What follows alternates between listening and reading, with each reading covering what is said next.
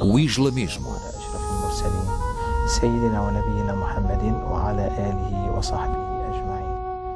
Sou testemunha de que o Senhor é o nosso Criador e o profeta Maomé, que a paz esteja com ele, é o nosso mensageiro.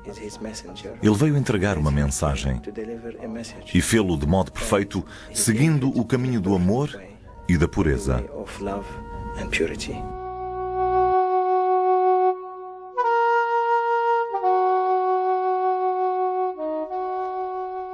Na Arábia Ocidental, pouco depois do início do século VII, nasceu um movimento religioso que iria mudar a história do mundo. Maomé, o filho de Abdalá, o profeta de Alá, chamou os árabes para uma nova forma de vida chamada islamismo. A princípio, este movimento teve uma evolução lenta. Mas no espaço de pouco mais de 20 anos, estendeu-se a todo o mundo árabe. Depois da morte de Maomé, os seus seguidores rapidamente se encarregaram de difundir esta religião pelas regiões circundantes. Entre o século IX e o século XII, o Império era um dos mais espantosos do mundo. Islão é uma palavra árabe cuja raiz significa paz, solidez ou segurança. Apesar de a palavra Islão ser por vezes utilizada noutros sentidos, ela é fundamentalmente uma expressão religiosa que se refere ao estado da alma. Significa uma atitude interior de obediência inequívoca a Deus.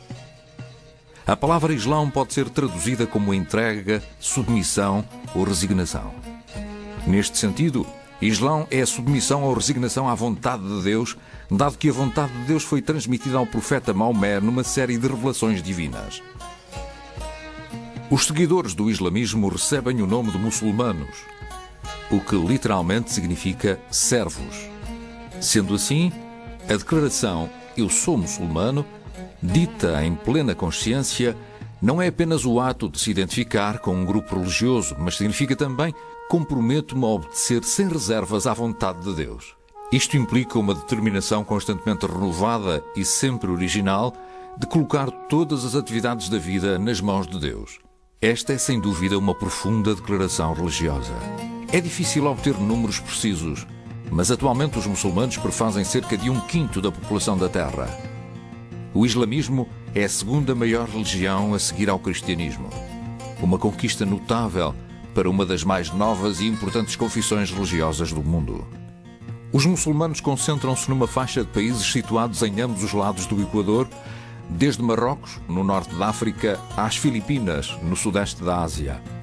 O maior número de muçulmanos encontra-se no subcontinente indiano, ou seja, na Índia, Paquistão e Bangladesh.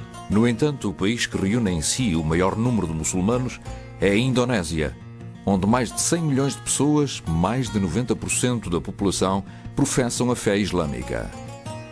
Costuma-se falar do Médio Oriente, especialmente dos Estados Árabes e do Irão, como o centro do islamismo.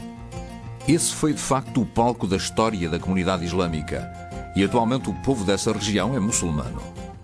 Contudo, no século XX, a grande maioria dos muçulmanos vive no sul e no sudeste da Ásia, a leste das fronteiras do Paquistão. O islamismo também revelou recentemente ter uma presença significativa na Europa Ocidental e na América. Hoje em dia, o islamismo está bastante vivo. É uma força poderosa em todo o mundo.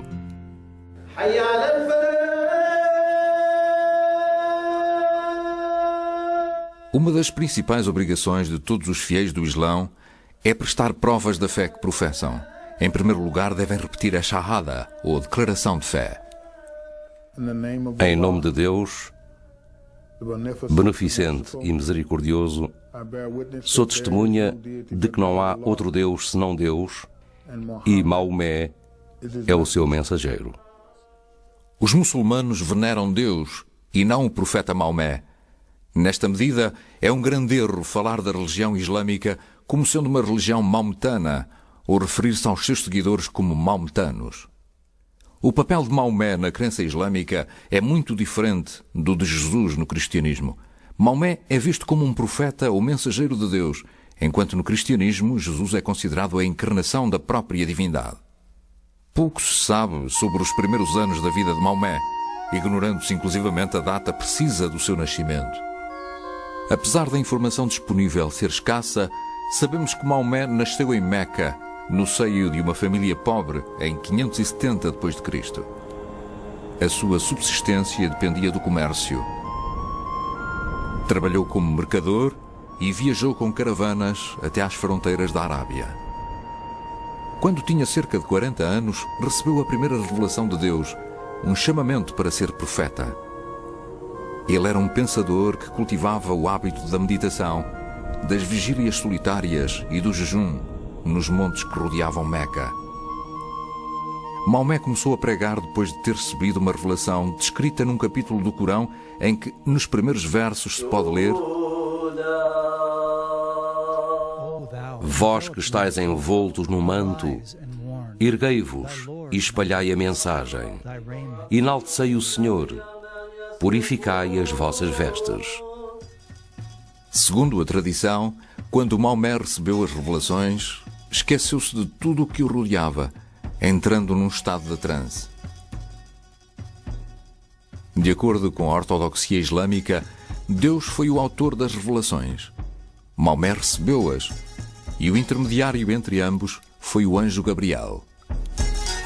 Os árabes pagãos do tempo de Maomé conheciam e acatavam uma variedade de poderes. No Corão e na poesia dos árabes anteriores ao islamismo, está provado que estes árabes sabiam da existência de um Deus superior, a quem chamavam Alá, mas não o veneravam. Há que salientar que Alá não é o nome de um Deus, mas simplesmente a palavra árabe que significa Deus. Por isso Maomé e as revelações não proclamavam a existência de uma nova divindade desconhecida para os árabes. O objetivo era declarar que Deus é único, uma divindade singular. Quando Maomé deu início à sua missão pública, deparou logo à partida com pouco êxito. Foram poucos os que se converteram. Entre eles não se encontrava nenhuma das personalidades de Meca. Havia diversos aspectos dos ensinamentos de Maomé que irritavam francamente os habitantes de Meca. O profeta desdenhava dos deuses desse povo. Um dos passos importantes para aceitar as declarações de Maomé quanto a ser o mensageiro de Deus seria reconhecê-lo como governante de Meca, algo que os comerciantes ricos da cidade não estavam dispostos a fazer. Ele enfrentou uma oposição inflexível, mesmo da parte da família e da tribo a que pertencia, cujo poder provinha do facto de serem de Caaba, o templo primordial construído por Abraão e que se crê ter sido fundado por Adão, o primeiro homem criado por Deus.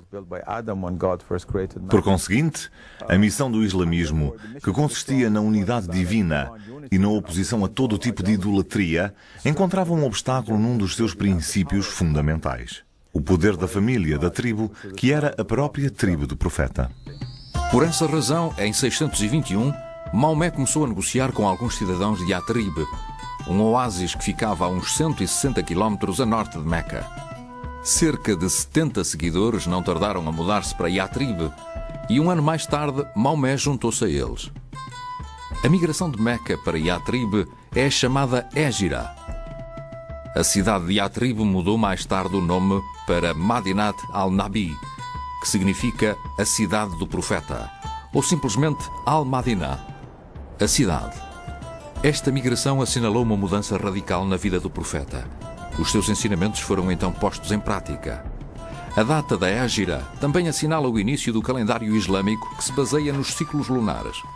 Uma vez estabelecido em Medina, Maomé virou a sua atenção para o exterior, especialmente ao lidar com os seus velhos inimigos, os habitantes de Meca.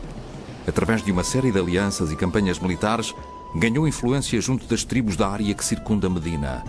De seguida, começou a interceptar as caravanas de Meca, que eram a força motriz da cidade. Numa pequena localidade, a sudoeste da atual cidade de Medina, numa aldeia chamada Badr, os habitantes de Meca juntaram uma grande força militar com uma caravana. Travou-se uma batalha entre um exército muçulmano muito reduzido, talvez de cerca de 300 homens, e um exército de Meca muito maior em número. Apesar disso, o exército de Meca foi completamente derrotado. Registaram-se muitas mortes, embora do lado do exército muçulmano esse número fosse pequeno. Se os habitantes de Meca tivessem ganho, seria o fim do islamismo. O poder de Maomé aumentou até Meca lhe reconhecer a autoridade. E ele ocupou a cidade em 630, sem que tenha havido luta. A cidade e os seus habitantes foram tratados generosamente. O mais importante santuário de Meca, a Kaaba, foi despojado dos seus inúmeros deuses e associações politeístas, tornando-se o centro da devoção religiosa muçulmana. Com a conquista de Meca, Maomé transformou-se no homem mais prestigiado e poderoso de toda a Arábia. Contudo, em 632, apenas 2 anos depois da conquista de Meca, Maomé faleceu aos 62 anos, na sequência de uma doença repentina. A comunidade islâmica mergulhou imediatamente em controvérsia em torno da questão da liderança. A desintegração foi evitada porque um grupo de seguidores de Maomé decidiu aclamar Abu Bakr como líder da comunidade. Abu Bakr tornou-se assim o primeiro califa ou sucessor do profeta. Ele e os 3 sucessores governaram durante o chamado período dos califas corretamente guiados. Maomé uniu toda a Península Árabe sob o seu domínio, algo nunca antes alcançado.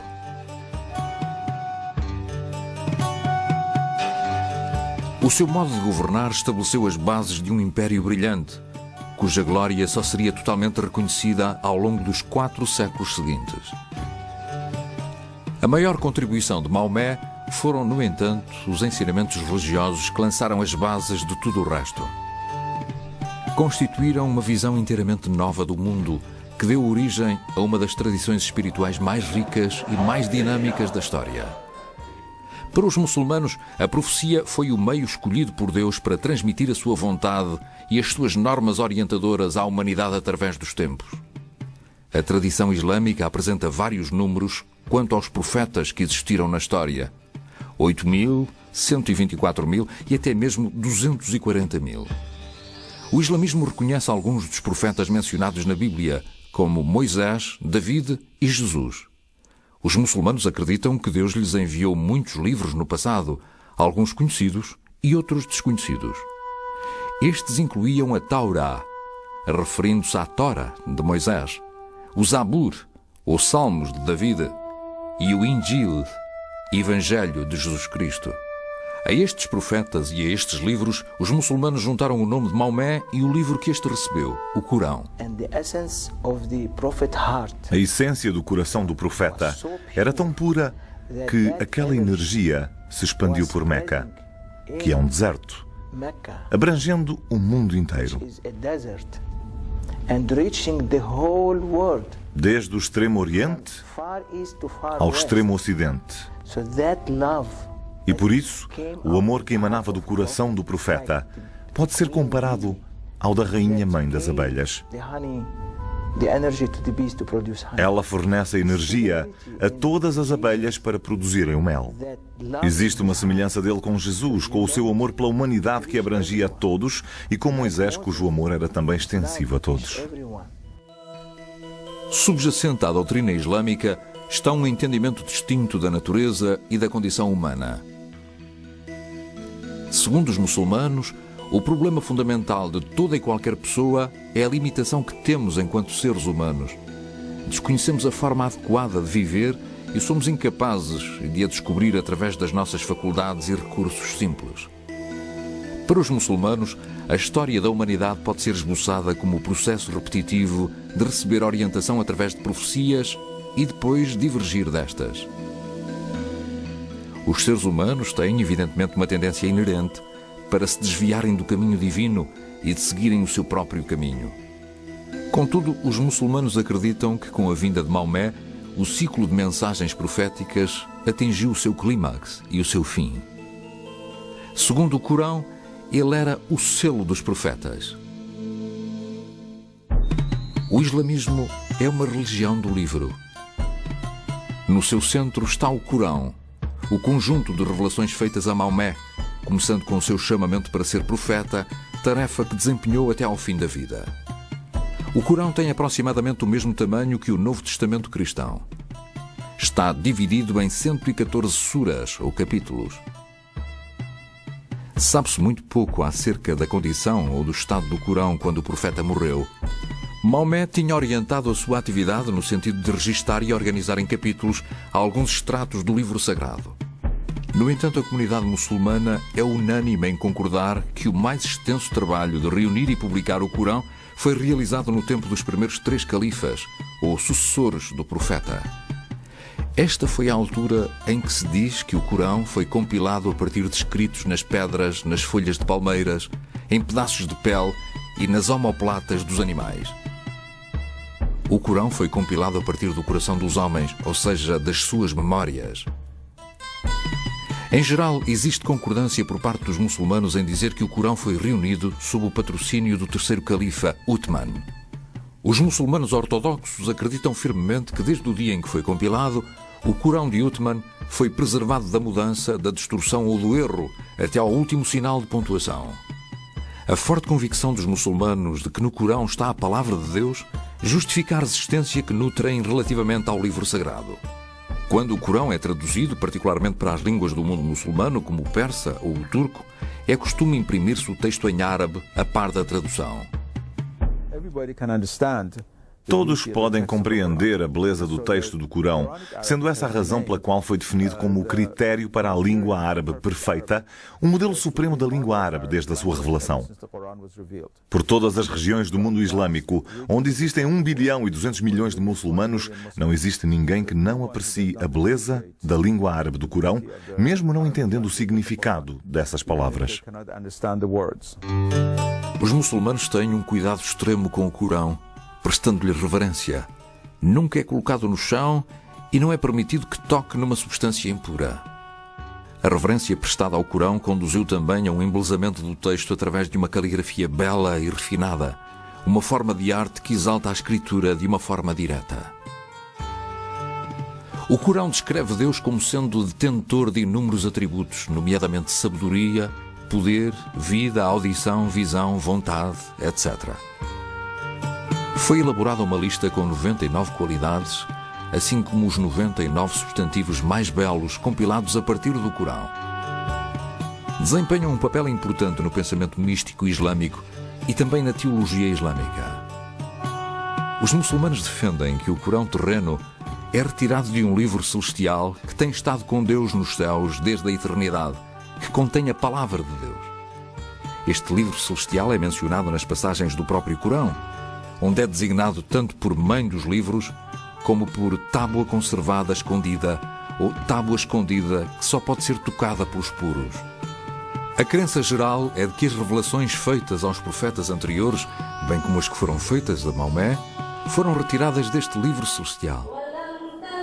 Desde que o Corão é considerado a palavra de Deus, todos os seus aspectos são sagrados, o que inclui não só o que é dito, mas também o próprio som das palavras. Corão significa leitura ou recitação. As suas palavras têm sido entoadas em voz alta e o Corão deve ser sempre tocado e recitado num estado de pureza ritual e com retidão de intenções. Tocar, ler ou recitar o Corão, ou ouvi-lo a ser recitado, significa estar na presença do Divino. É igualmente concedida extrema atenção à recitação do Corão de forma adequada. Nas revelações, o profeta recebeu a ordem de recitar o Corão entoando-o, ou seja, recitar a revelação de um modo belo e envolvente.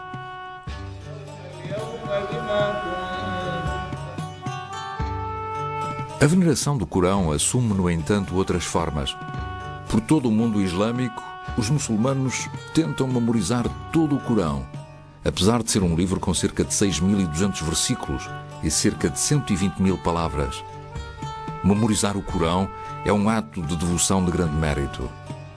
Trata-se de assimilar o livro sagrado dentro de si, tornando o mundo divino uma parte de nós.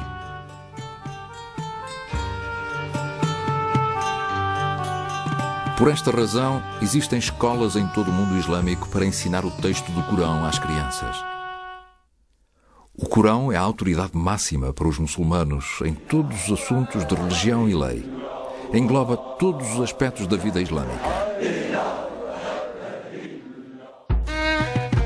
Os muçulmanos tentam combinar os seus ideais religiosos com a política. Em alguns países muçulmanos, o Corão é mesmo considerado a própria Constituição do Estado. Os muçulmanos interessam-se muito por saber como agir corretamente nas várias circunstâncias da vida.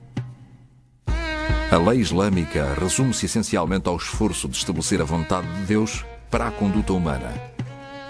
O padrão divinamente decretado para as pessoas levarem uma vida justa designa-se Sharia, uma palavra que significa um caminho bem percorrido, uma estrada larga ou o caminho para a água.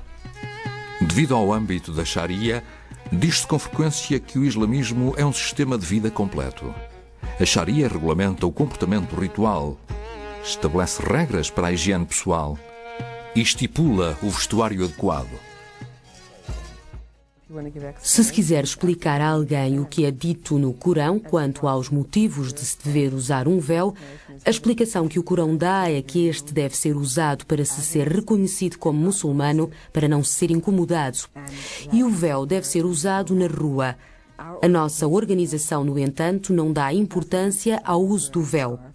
De facto, nem sequer o discutimos quando realizamos conferências. Consideramos que isso é uma escolha pessoal entre a mulher e Deus e a opção de se cobrir com o véu é pessoal. Ninguém a devia forçar a fazê-lo e ninguém a devia forçar a não o fazer. O facto de a Sharia poder ser aplicada em vários domínios permite que seja classificada como um código moral, mais do que uma lei, governando inclusivamente o que podemos considerar hábitos de etiqueta. Temos de ser tolerantes com as pessoas, pacientes, amáveis, amar a todos, não discriminar ninguém, não ser racistas nem ter maus hábitos, não ter mau caráter. E o que ensinamos aos outros, devemos fazê-lo nós em primeiro lugar. A lei islâmica classifica as ações humanas em 5 categorias. No centro encontra-se um grande número de atividades que são moralmente neutras. As ações desta categoria não constituem uma ordem, nem são proibidas, são simplesmente permitidas. Outras ações são recomendadas, mas não são obrigatórias. A terceira categoria descreve atos obrigatórios, como o ritual da oração ou o ato de dar esmolas. A parte negativa inclui uma categoria de ações que são desaprovadas, sendo porém permitidas. Segundo a tradição do profeta, a mais detestável destas ações sem aprovação é o divórcio, apesar de, ironicamente, o divórcio ser algo que se consegue com uma relativa facilidade na lei islâmica. A quinta categoria de ações é completamente proibida, designadamente beber vinho ou comer carne de porco. Ao contrário das tradições jurídicas do Ocidente, a lei islâmica baseia-se nas Escrituras.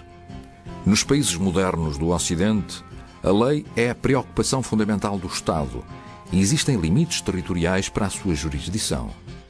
A Sharia, por seu lado, compromete os muçulmanos individualmente em muitas áreas sem que o Estado seja envolvido e não existem limites territoriais. Não existe uma estrutura eclesiástica muçulmana ou um conjunto de pessoas que detenham autoridade para definir o dogma. Para os muçulmanos, a opinião da comunidade é uma das fontes jurídicas. Todos os muçulmanos estão ligados à vontade divina, onde quer que estejam, apesar de existirem obrigações diferentes, de acordo com os líderes muçulmanos ou não muçulmanos. Todos os muçulmanos têm obrigações para com Deus.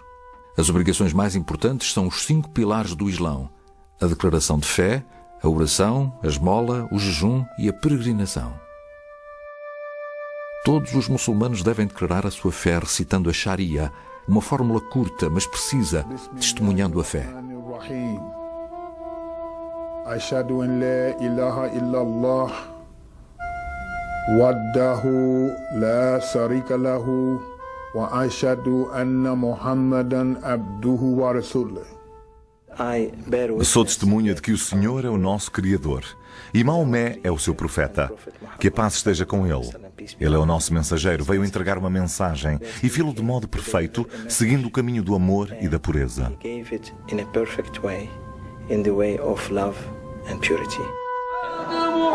Todas as pessoas que se convertem ao islamismo têm de professar a sua fé na presença de testemunhas, e a declaração é repetida várias vezes nas orações diárias. O segundo pilar é a oração, que é feita 5 vezes por dia. Antes da alvorada, ao meio-dia, à tarde, ao pôr do sol e à noite. De cada vez que o fazem, os fiéis devem procurar um local limpo e a oração pode ser feita em privado ou na companhia de outros. O muezim realiza o chamamento para a oração a partir da mesquita ou do minarete. Estes chamamentos frequentes são conhecidos de todos os viajantes das terras orientais. Antes de efetuar a oração, a pessoa deve encontrar-se num estado de pureza ritual. A preparação para a oração inclui abluções e a consciencialização da intenção de orar. Em todas as mesquitas existe água corrente e um espaço reservado ao culto.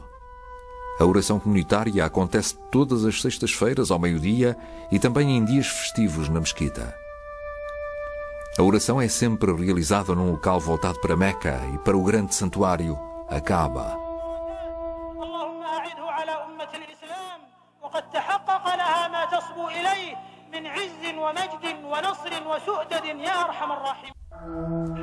A esmola, o terceiro dos pilares islâmicos, é uma espécie de sistema islâmico de segurança social. A lei determina quantias específicas a oferecer, mediante os diferentes tipos de riqueza que os muçulmanos possuam. Este dinheiro pode ser oferecido aos pobres e aos necessitados, aos devedores e aos viajantes, ou pode ser gasto em termos gerais no caminho do Senhor, como é referido no Corão. No Ramadão, o 9º mês do calendário lunar islâmico, os muçulmanos fazem um jejum cotidiano, sendo este o 4º pilar da prática islâmica. O jejum começa logo de manhã, assim que haja luz suficiente para distinguir um fio branco de um preto. Durante as horas diurnas, os muçulmanos não comem nem bebem. Após o pôr do sol, o jejum é quebrado com uma refeição simples. Tendo em conta que o ano lunar muçulmano tem 359 dias, o mês do Ramadão vai mudando consoante as estações.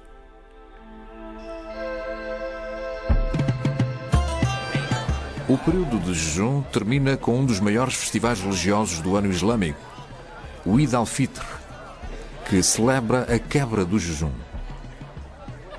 Durante o festival, é costume usarem-se roupas novas, visitar amigos e trocar prendas.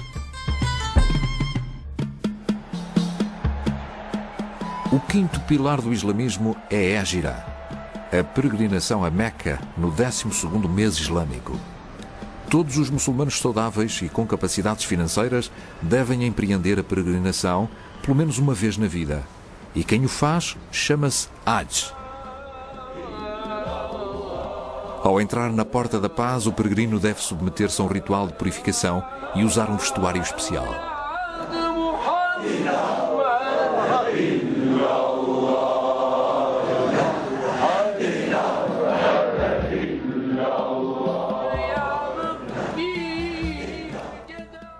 Em primeiro lugar, quando as pessoas lá vão, os homens e as mulheres têm de se vestir de branco e de uma forma muito simples. Os homens devem usar 2 peças de vestuário e remover todas as joias, a exemplo do que fazem as mulheres. Desta forma estão reduzidos, em certo sentido, a um tipo de pureza e igualdade perante Deus, tal como num dia de juízo. Entre um rei e um pedinte não existe absolutamente distinção nenhuma. O tecido branco que é usado está cozido e serve de mortalha quando a pessoa morre. Na caminhada que fiz em torno da Kaaba, que é realizada no sentido contrário ao movimento dos ponteiros do relógio, o que implica e estabelece que o tempo e o espaço perdem o seu significado porque se está a andar em sentido contrário, indicando que o tempo é uma criação, não é real, vi 2 homens de idade com os seus cerca de 90 anos, a andar muito, muito devagar, de mãos dadas.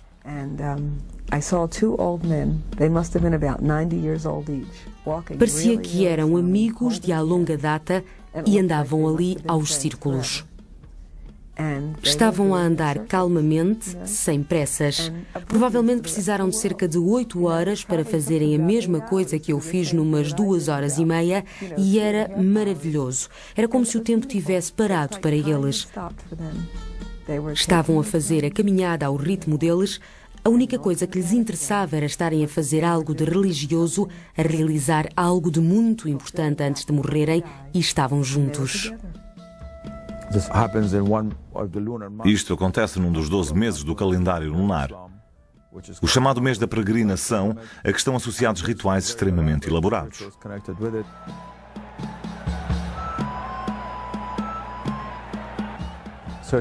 Certos movimentos e sacrifícios que representam o sacrifício de um animal, sendo que a comida é depois entregue aos pobres, o que de facto simboliza o sacrifício da nossa própria alma apaixonada por Deus.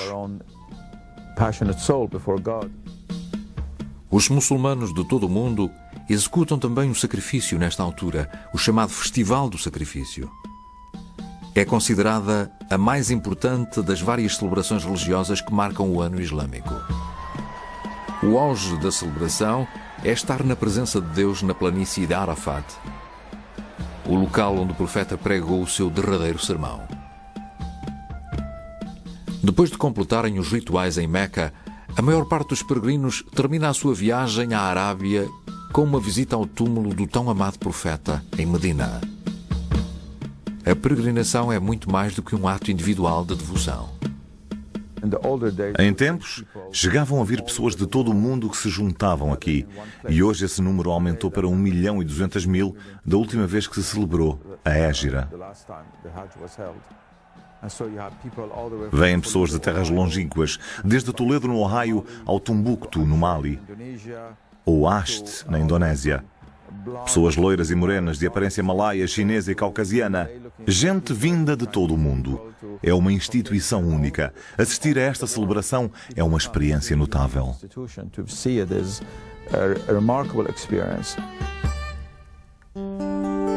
Entre o século VIII e o século XII, surgiu uma tendência mística entre os muçulmanos. O seu início foi modesto, mas o movimento místico rapidamente se expandiu no horizonte religioso.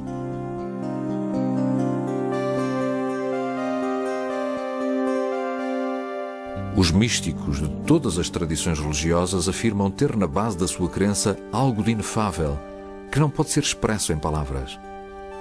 É algo que só pode ser sentido. O misticismo islâmico chama-se sufismo.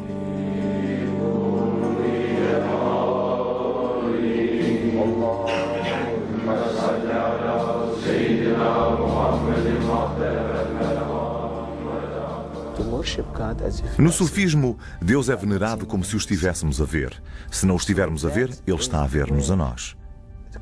Essa é a origem do sufismo, que em árabe se diz tasawuf, significando a pureza do coração. E tasawuf, em árabe, quer dizer cristalina como a água, muito transparente. Existem muitos elementos místicos na tradição islâmica que contribuíram para a ascensão do sufismo. Alguns podem ser encontrados na vida do profeta. Maomé cultivava o hábito do jejum e da oração nas suas vigílias noturnas, com uma disciplina muito rigorosa. O Corão também é rico em elementos convidativos a uma interpretação mística, mesmo numa primeira leitura. Há um versículo que enfatiza a profunda presença divina, um princípio fundamental do misticismo. Lembra-te sempre do Senhor.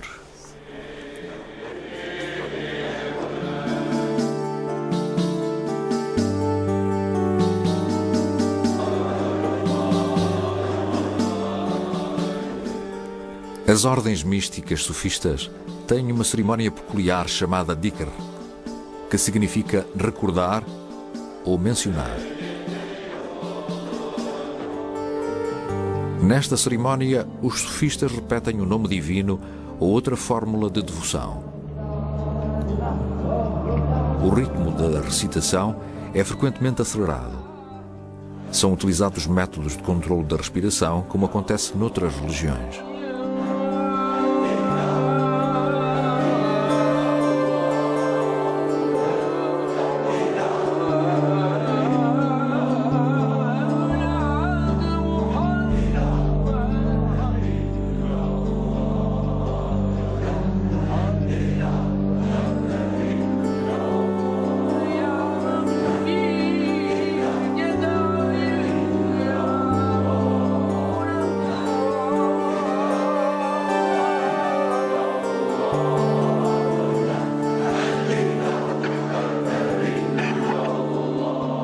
Muitas ordens sufistas movem-se ritmicamente acompanhando o canto. A famosa ordem de Maulaouia, da Turquia, com os chamados derviches rodopiantes, destaca-se por uma dança rodopiante que acompanha a música. A dikr sufista é a maneira de alcançar o êxtase. O seu objetivo é tornar os dançarinos capazes de aprofundarem o seu conhecimento de Deus e esquecerem aquilo que os rodeia.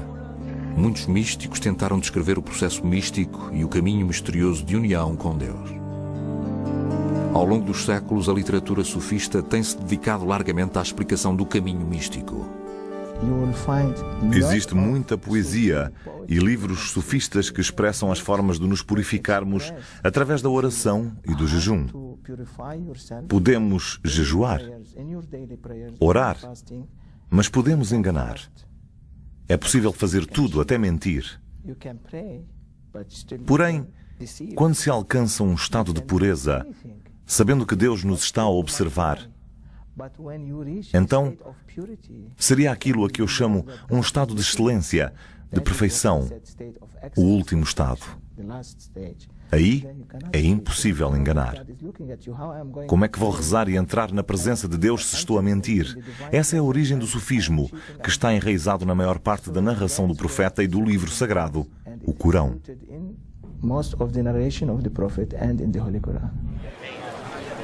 No século XII surgiram diferentes fraternidades sufistas. Existiam sufistas em todas as esferas da sociedade, incluindo a classe governante, a elite religiosa e o povo. Todas as fraternidades receberam o nome de uma figura sufista importante. As biografias dos santos estão repletas de histórias que demonstram o seu discernimento perante a verdade que as coisas encerram. O poder associado a um santo não cessa com a sua morte. É um costume muçulmano construir túmulos belos e decorados de forma elaborada para os santos importantes. Os fiéis visitam estes túmulos em peregrinação. É como um organismo vivo. O islamismo continua a evoluir à medida que cada geração de muçulmanos se apropria da sua herança. Mesmo nos séculos mais recentes, continuaram a surgir novas escolas ou ramificações. O Sr. Luís Farrakhan. Estou a pedir votos porque pretendo ter o poder de Deus Todo-Poderoso para virar a América do avesso e dar-lhe a volta. Algumas destas eram variações da crença islâmica, outras rompiam com a tradição islâmica da qual eram originárias. É errado continuar a apresentar a religião islâmica do modo que ele faz. Essa é que é a verdade. É errado. Houve, entretanto, uma divisão fundamental na comunidade muçulmana que importa referir. É a divisão entre aqueles que se chamam sunitas e os xiitas. Como vimos, a palavra sunita aplica-se àqueles que seguem a Sunna, ou um caminho certo. Os sunitas consideram-se o povo do caminho traçado e da comunidade. Mais de 85% dos muçulmanos a nível mundial são sunitas. E talvez por essa razão a sua versão do islamismo é por vezes designada por ortodoxia. Não existe discordância entre os sunitas e os muçulmanos xiitas quanto às doutrinas básicas do Islão. Todos defendem a unicidade de Deus e do Corão. A divisão entre muçulmanos sunitas e xiitas tem por base o desacordo quanto à questão da liderança resultante da morte de Maomé. A palavra Shia significa partidário, apoiante de alguém. E esse alguém era Ali, o primo e genro do profeta. Colocou-se a questão de quem seria o sucessor do profeta enquanto líder da comunidade islâmica após a sua morte. A maioria das pessoas considerava como sucessor Abu Bakr, o respeitável amigo do profeta 2 anos mais velho que ele, e o primeiro homem adulto a converter-se ao islamismo. Os chefes da comunidade reuniram-se e elegeram-no a ele. Um número mais reduzido, uma minoria, acreditava que o profeta já tinha designado Ali, que tinha 12 ou 13 anos quando o profeta recebeu a mensagem do Islão e que também era considerado a primeira pessoa a converter-se ao islamismo, mas enquanto jovem. Os xiitas acreditam que Deus nunca permitiria que o mundo não tivesse um guia espiritual infalível. Assim como Maomé interpretou as revelações para a sua geração, os xiitas acreditam que é necessário um intérprete e guia para as gerações que lhe sucederam. Existiram 12 guias espirituais, o último dos quais ainda se crê estar vivo, apesar de se esconder da vista dos humanos. O islamismo ensina que os fiéis irão colher os frutos da submissão a Deus, quer neste mundo, quer no mundo futuro. No entanto, os muçulmanos têm tido dificuldade em reconciliar este ensinamento com aquilo que tem acontecido. No século XVII, os muçulmanos detinham 3 grandes poderes dinásticos. O Império Otomano dominava a atual Turquia e as regiões circundantes. A dinastia Safávida governava a antiga Pérsia, que é hoje o Irão. E o Império Mongol reinava na Índia. Todos eles eram culturalmente ricos, economicamente poderosos e fortes no plano militar. No final do século XIX, porém, o Império Mongol já havia desaparecido, absorvido pelos territórios da Rainha Vitória de Inglaterra. O Irão, cenário da antiga dinastia Safávida, tornou-se impotente quando os interesses rivais britânicos e russos começaram a disputar o controle do país. E o Império Otomano ficou conhecido como o doente da Europa, destruído pela Primeira Guerra Mundial. No século XIX, grande parte do mundo islâmico, de Marrocos à Indonésia, ficou reduzido a um estatuto de colónias controladas pelos impérios ocidentais. Tudo isto levou a que alguns muçulmanos voltassem a examinar as suas convicções religiosas fundamentais, quando se esforçam por reformar e revitalizar politicamente a comunidade muçulmana. Nos últimos anos, vários fatores contribuíram para garantir aos muçulmanos de que os seus pés continuam no caminho certo.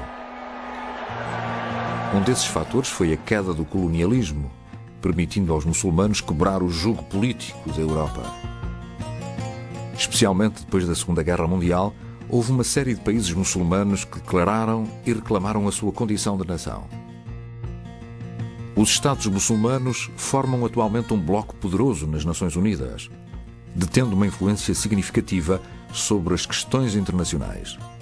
Outro fator é a aquisição de uma grande riqueza pelos países com inesgotáveis recursos petrolíferos, assumindo um papel de destaque no palco mundial. O islamismo tem vindo a crescer em parte devido ao aumento natural da população nos países muçulmanos, mas existem outros fatores. Um deles é a fácil adaptação dos ensinamentos islâmicos aos costumes locais e, consequentemente, a novas regiões. Outro refere-se ao conteúdo dos ensinamentos islâmicos, nomeadamente à igualdade. Todos são bem recebidos na comunidade muçulmana, independentemente da raça, classe social ou passado. Esta situação provocou uma consciência renovada do que é o islamismo. Tem havido uma forte afirmação do seu significado, não só para os muçulmanos, mas para as pessoas do mundo inteiro. Os muçulmanos estão a voltar-se cada vez mais para os valores da sua própria tradição. No passado, a devoção ao islamismo parece ter conduzido a comunidade ao auge do seu poder e criatividade cultural. Muitos muçulmanos acreditam existir salvação no mundo de hoje e que ela reside no facto de se regressar às fontes originais dessa força.